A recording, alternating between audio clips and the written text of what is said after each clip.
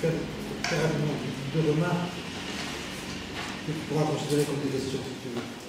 La première, c'est la critique de la liberté conçue comme le propre de l'individu, de l'individu atomiste. Cette critique, telle que tu la rapportes de Marx, à savoir que la liberté, ce n'est pas la liberté d'un individu, mais c'est une liberté qui s'objective dans une communauté, c'est Hegel.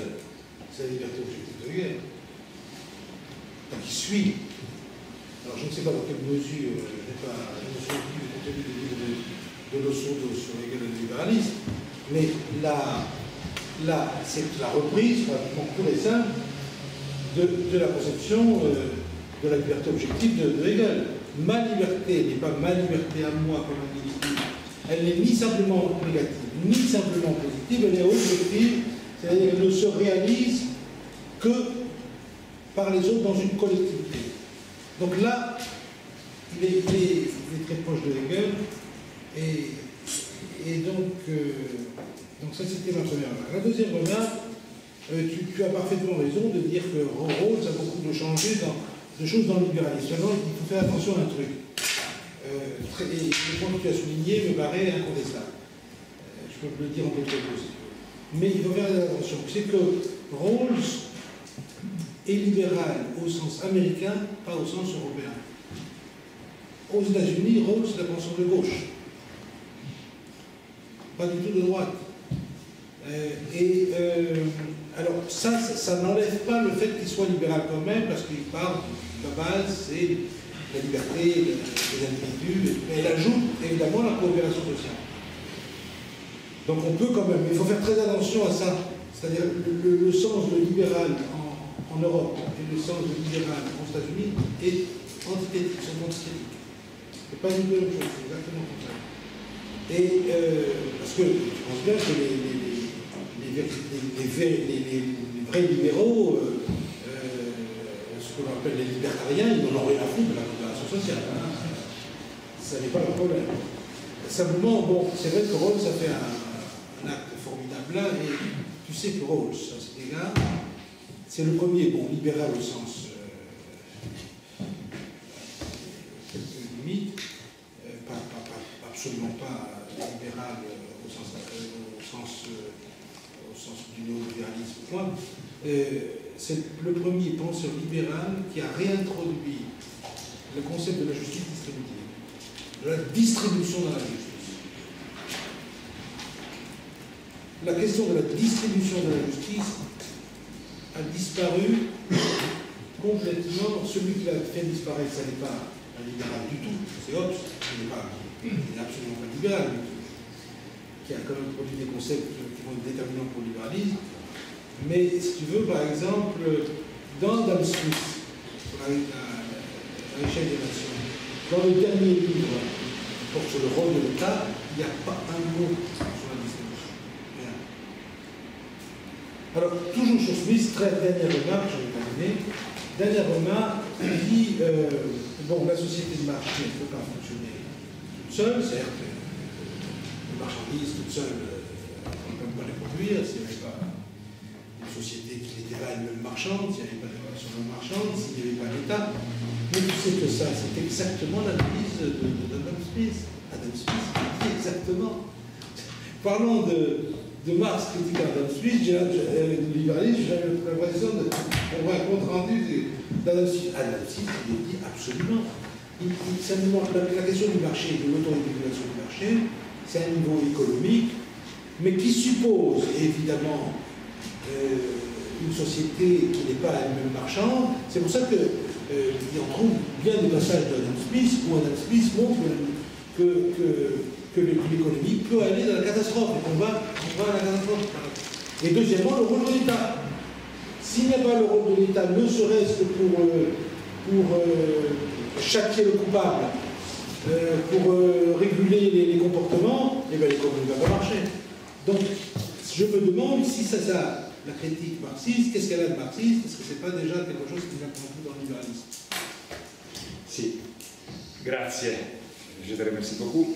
Et oui, je suis d'accord sur la première question, c'est-à-dire que Marx reprend, pour un certain aspect, Marx reprend simplement ce qui déjà Hegel a dit dans la philosophie du droit, c'est-à-dire Hegel écrit que les concepts de liberté comme se limiter et faire tout ce qui n'est pas autrui, etc., c'est complètement fausse. Non, c'est pas faux, c'est un niveau abstrait. Donc, il y a une forte continuité, je suis complètement d'accord sur ce point-là. Et sur la question de Rawls, c'est très difficile de définir qu'est-ce que le libéralisme. Non? Mais je crois qu'on ne peut pas renoncer à avoir un concept de libéralisme. Ah, non. Et donc je crois qu'il faut avoir ce concept. Et à mon avis... Non seulement ça, mais en plus tu as raison, finalement, en disant que c'est libéral, parce que les questions de liberté et de droit sont fondamentales. Donc je crois qu'il faut bien distinguer les deux questions. Le mot libéral en américain, c'est un mot politique, hein, qui désigne une certaine courant progressiste ou social-démocrate, si on veut traduire, non? Et, ok, Rawls, c'est libéral, ok? Mais c'est une question qu'on peut laisser de côté et on peut aller aux catégories philosophiques, non?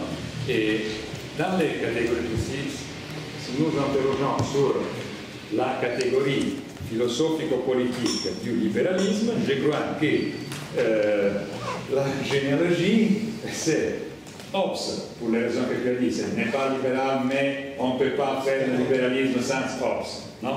Parce que les individus, les contrats, les pactes... C'est le plus anti-libéral mais qui a inventé le libéralisme. Je suis complètement d'accord sur ces points-là. Et après, Hobbes.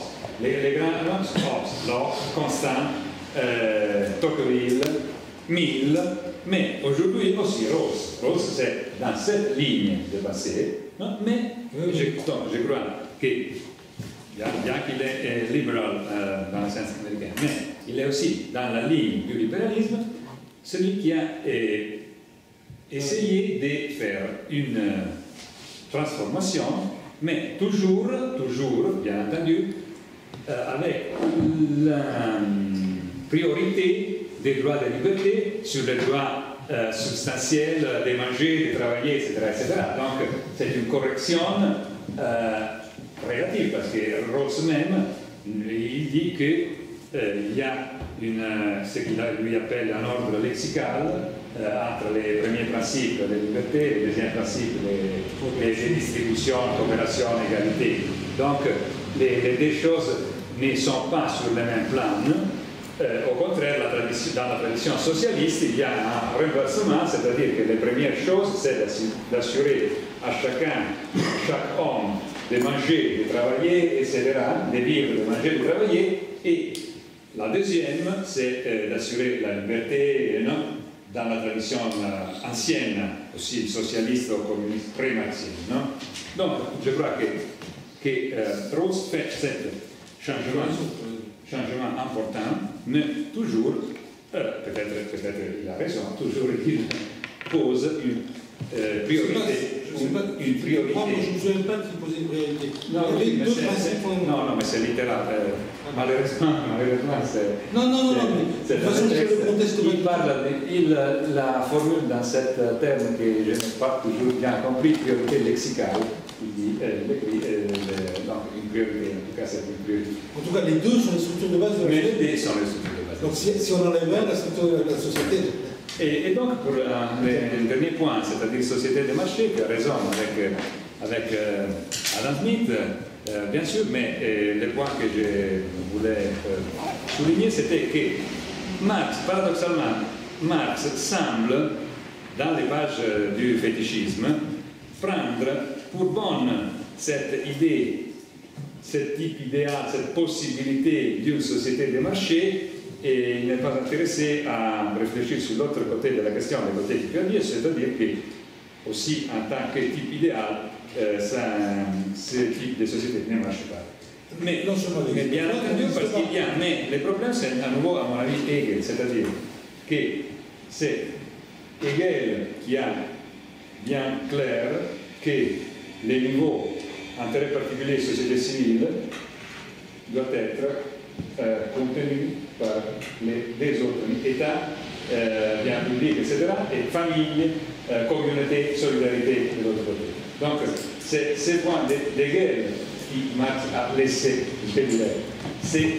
Il n'a pas, il est trop. Tu penses à Hegel. Mais ça se trouve aussi chez Adam Smith. Mais tu as raison. C'est pour ça que la question se pose. Parce qu'on a l'impression que les penseurs libéraux, ils sont radicaux. Mais il y a des critiques du libéralisme dans les penseurs libéraux. Il y a des critiques du libéralisme chez les penseurs libéraux. Et Adam Smith en particulier. Non, mais je suis. Et donc, d'accord. Donc il fait une critique. Il reprend dans sa critique du libéralisme certains principes du libéralisme. Bon. Y a-t-il d'autres questions? Non? C'est une question cruciale pour moi. C'est de la critique du libéralisme.